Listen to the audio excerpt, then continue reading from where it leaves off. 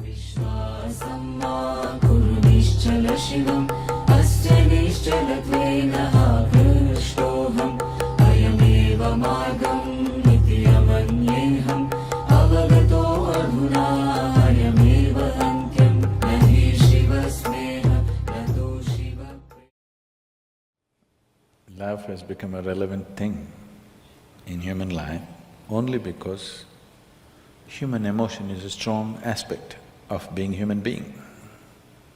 In human life, emotion is a very powerful thing. Even in this day and age, though people think they're very intellectual, even today, their emotions are the strongest aspect. Yes or no? It's the most intense aspect of their life. They claim they're intellectual, but their intellect is never so intense, but their emotions are intense. Maybe not love, maybe not compassion, but maybe anger, maybe irritation. These are all emotions.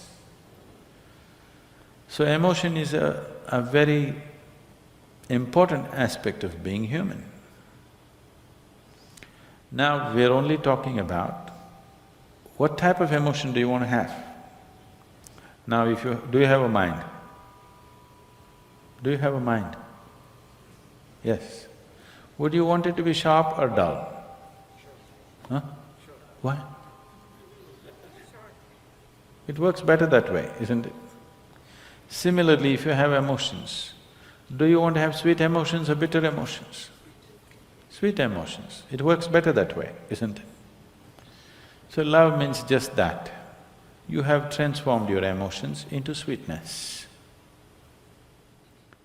Now I want to be in love without emotion. That's a very European idea.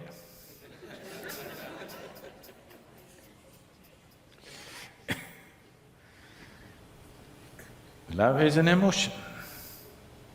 It is the sweetness of your emotion which we are referring to as love.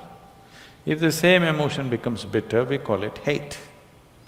Usually it is the people whom you love that you hate, isn't it? Some time ago you loved them, now you hate them. You don't hate that man who's just walking on the street, isn't it? Some love should have happened and now the coin fell another way and now it's become hate. Yes? So it's just the same coin. If it falls this way, it becomes love, if it falls that way, it becomes hatred. Don't think they're too far away. They're pretty close. One little thing goes wrong, love becomes hate, isn't it? So, how to be in love without emotion? Love is an emotion. Now the choice is only, do you want your emotions to be sweet, pleasant or unpleasant emotions? That's your choice. It's an obvious choice, isn't it? But most people are keeping their emotions bitter most of the time. Bitterness need not necessarily mean they're in active hatred. They're in irritation, they're in agitation. They're in some kind of… fear is also an emotion, anxiety is an emotion. It is in some level of unpleasantness. If you make your emotions very pleasant, then life will be very pleasant. Even today, most people experience as a moment of love, as the most profound experience of their life. It is not. But they experience it that way because that is the most intense thing they have touched. That is the deepest dimension of life they have touched is a moment of love. So they raise it to heaven. People are transporting it to heaven. People are talking about divine love. You do not know whether God loves or not. Human beings are capable of love if they're willing. Dog is capable of love.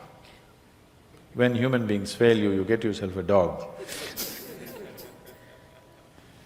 If you get a dog, 12-year guaranteed love affair. Yes? Do not underestimate this. You get yourself a dog, every day you come home, what a welcome you get, huh? Your wife, she's no good.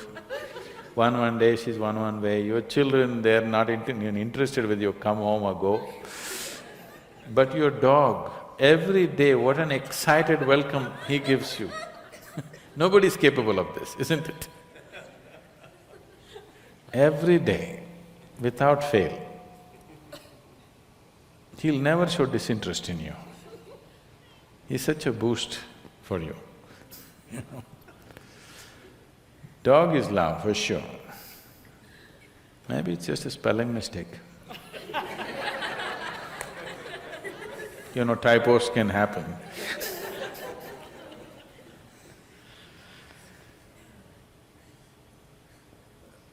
Now,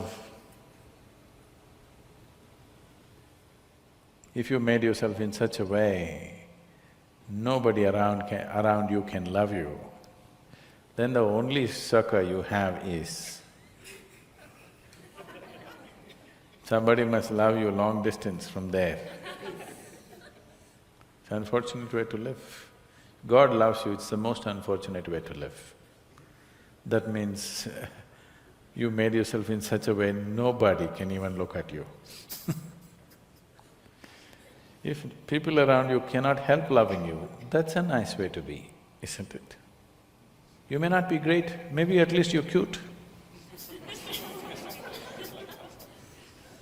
Yes?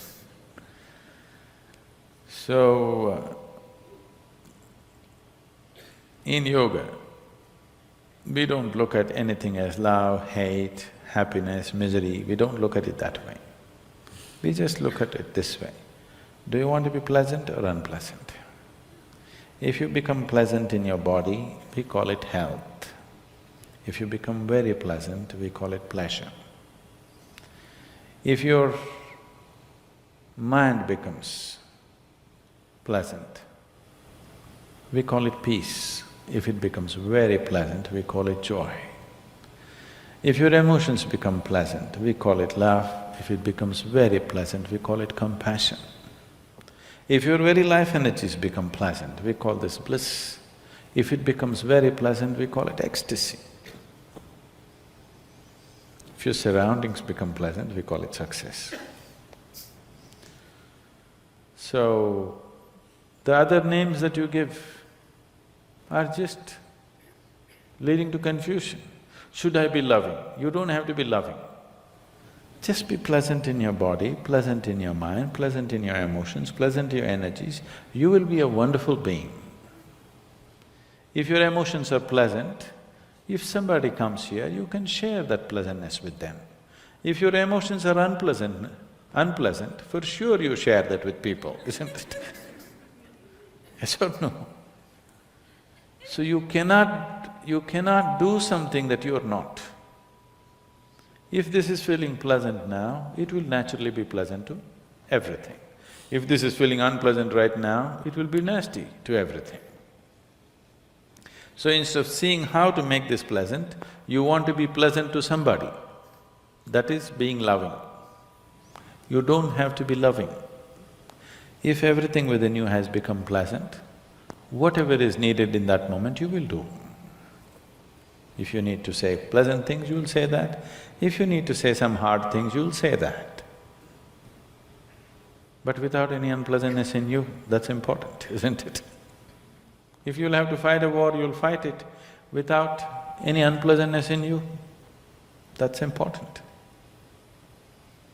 Then you will do everything only to the extent it's necessary. You will not overdo anything. If you say, I love somebody, you will exaggerate things about the people whom you love. You will exaggerate good things about them. If you say, I hate somebody, you will exaggerate bad things about them. You'll never see anything the way it is. People go blind with things that they love, isn't it? They have no sense, they lose all their sense. If they hate also, they'll lose sense. If you like, you will lose sense. If you dislike, you will lose sense. The doorway of life is in being equanimous, that you're able to see everything just the way it is. Now you are pleasant to somebody not because somebody is nice. You're pleasant to somebody because you are pleasant, that's all. This is more guaranteed. It's a more guaranteed love affair, isn't it? You're being pleasant to somebody because you're pleasant.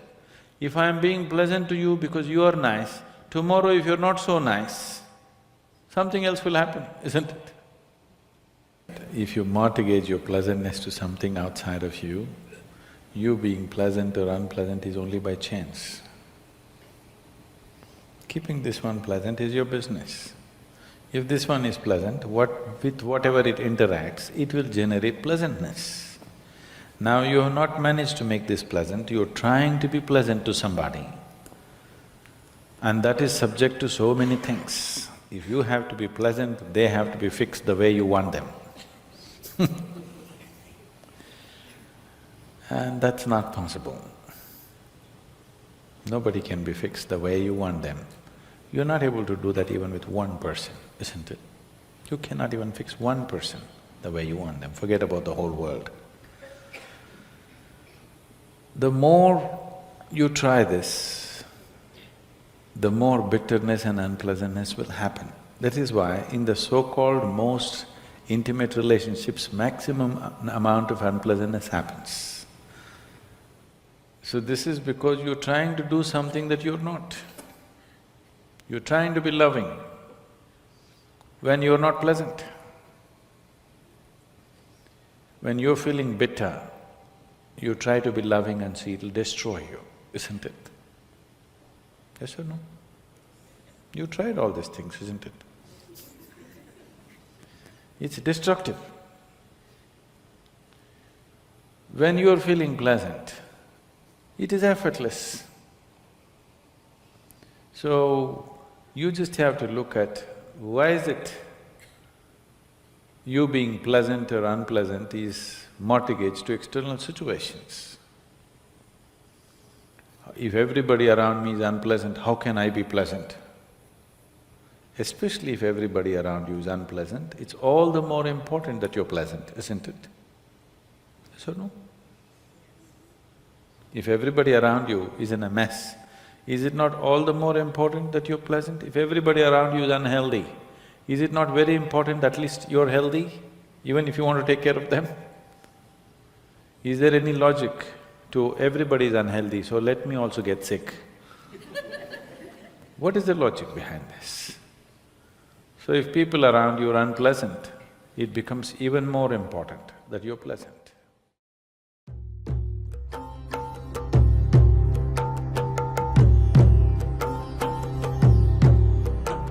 नहि शिव स्नेह न तो शिव प्रेम नोऽयं दयावान् करुणाकर न वा प्रार्थयतं शिवं तव सुखाय शिव तु सम्पूर्णं